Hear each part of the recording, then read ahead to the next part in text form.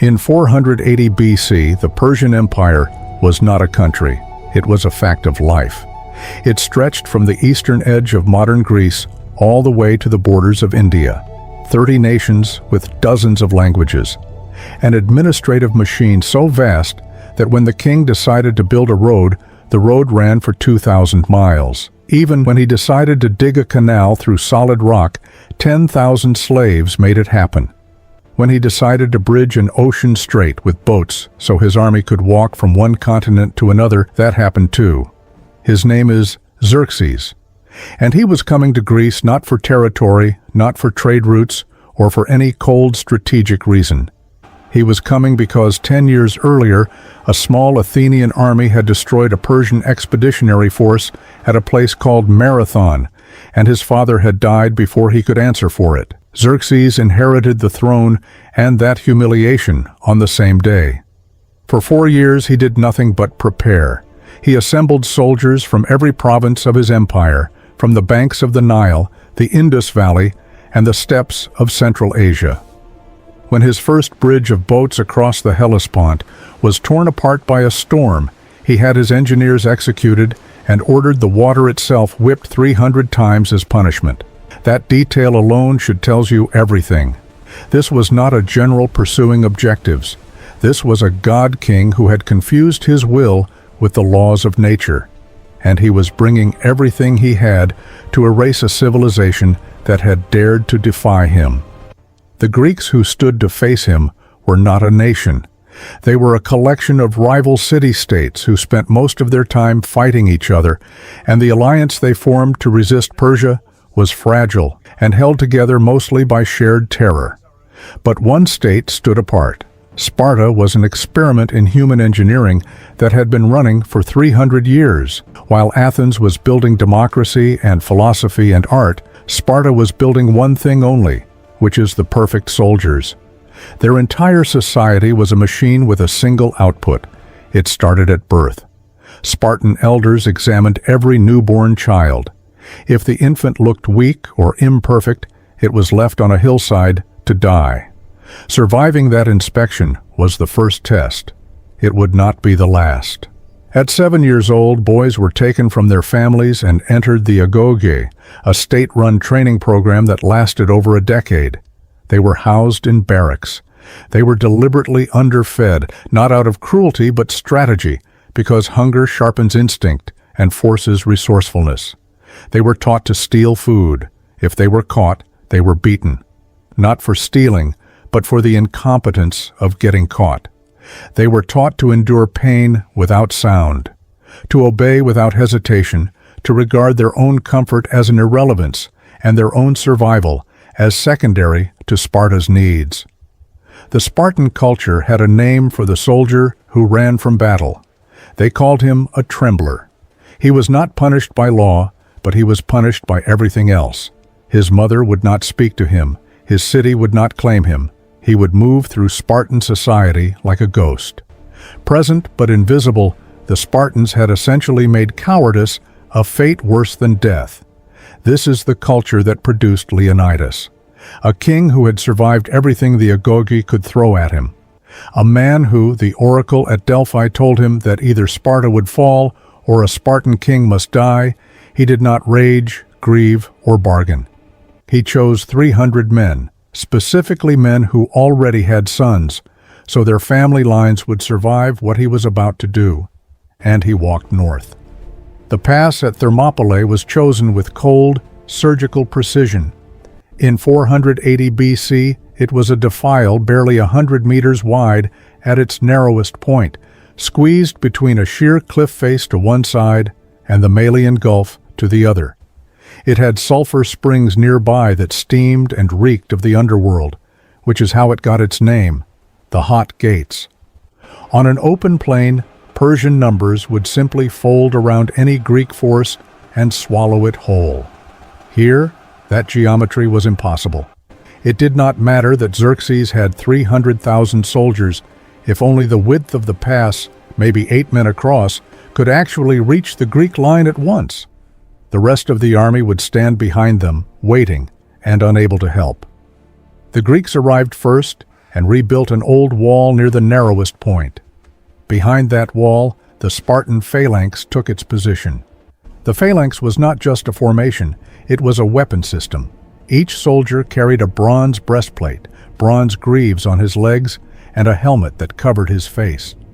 If you want to hear more stories like this, battles where strategy defeated strength, where the impossible became real, where one decision changed the course of nations, then subscribe to this channel and hit that notification bell so you don't miss the next chapter of history. His primary weapon was a spear nearly 8 feet long, but the heart of the system was the hoplon, a massive round shield of wood and bronze, heavy enough to break a man's arm if you didn't know how to carry it, large enough to protect the man standing beside you as much as yourself. That last detail is critical. In a phalanx, your shield covers your left side and your neighbor's right. You are not protecting yourself. You are part of a wall. The moment one soldier breaks, the wall develops a gap, and the gap becomes a wound, and the wound becomes a collapse. The entire system runs on collective discipline. In a narrow pass where you cannot be flanked, that wall was close to unbreakable. Xerxes set his throne on a hill above the pass and waited for the Greeks to come to their senses. For 4 days, nothing moved. The Greeks oiled their bodies, exercised, and combed their long hair in the Spartan custom before battle. A performance of absolute calm. They were not waiting for courage. They had already made their decision. They were simply letting him watch them make it. On the 5th day, Xerxes stopped waiting. He sent his archers first. The volley was so dense that one Greek soldier, a Spartan named Dionysus, was told the arrows would blot out the sun. His response has survived 25 centuries. Good, he said. Then we will have our battle in the shade. The Greeks lifted their shields. The arrows hammered into bronze and held. Then came the infantry, 10,000 Medes and Scythians with orders to capture the Greeks alive and drag them before the king. What came back was not prisoners. Persian shields were wicker. The Greek wall presented a surface their weapons could not penetrate, while the long spears of the phalanx projected forward through the gaps and found their targets before the Persians could close the distance.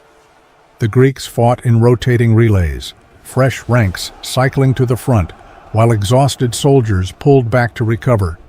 The Persians had no such system. They pressed forward into the grinder, and the grinder kept turning. The pass filled with bodies. Men in the back ranks pushed forward, not knowing what was waiting at the front. Men in the front ranks had nowhere to go but into the wall. By the end of the day, Persian casualties were enormous. Greek casualties were minimal. The sun went down on a catastrophe for the most powerful military force on earth, stopped cold by 100 meters of rock and a line of men who refused to move. Xerxes woke on the 2nd day furious and reached for his best. The immortals were the crown jewel of the Persian military, a force of 10,000 professional soldiers, the personal guard of the king himself. They were better armed, better trained, and more experienced than anything Xerxes had sent in the day before. They entered the pass in disciplined formation, and the Greeks appeared to break. The phalanx shuddered and opened. Soldiers turned and ran.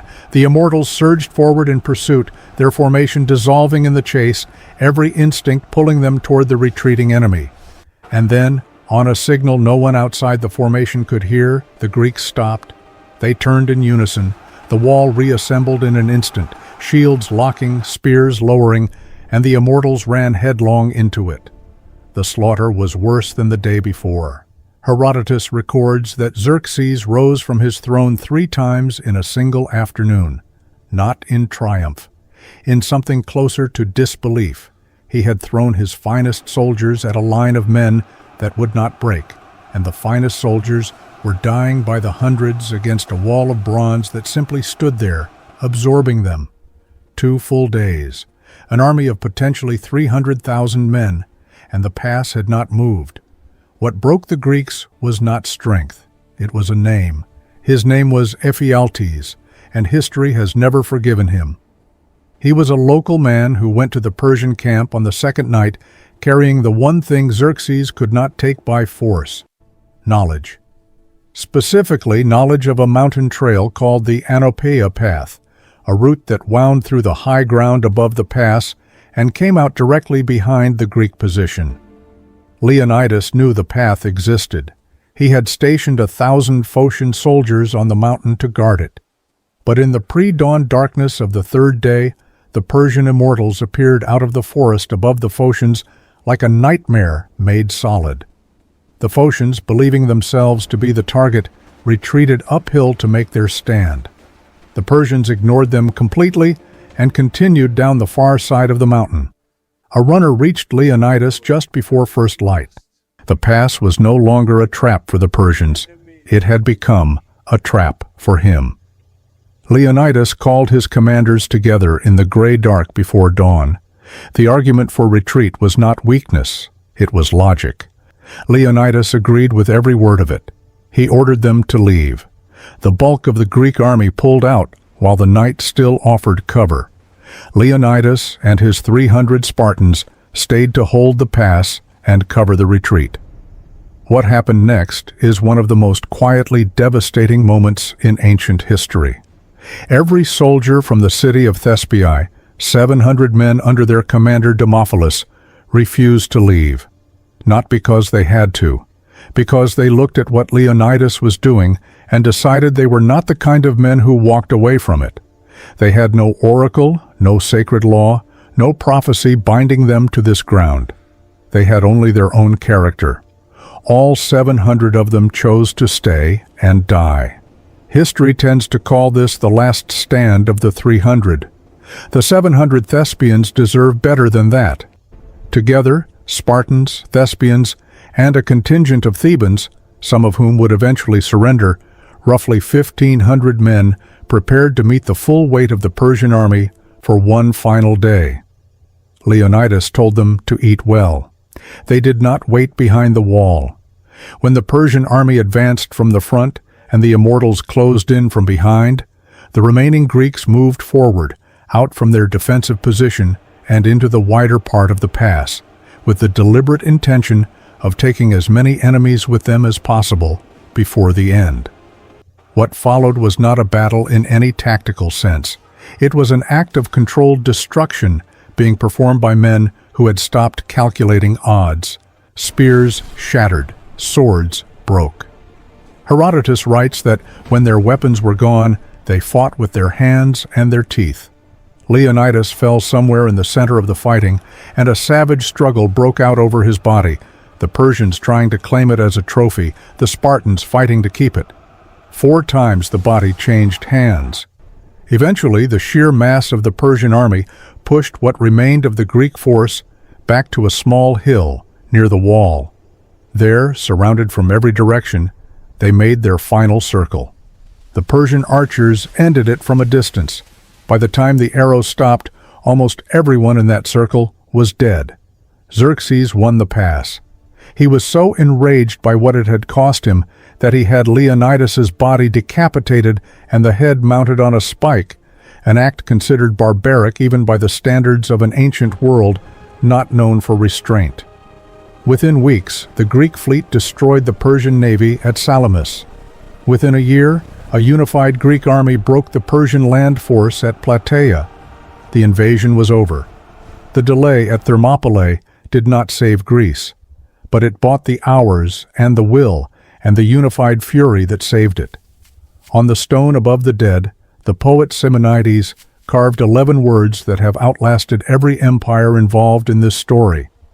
Go tell the Spartans, stranger passing by, that here, obedient to their laws, we lie.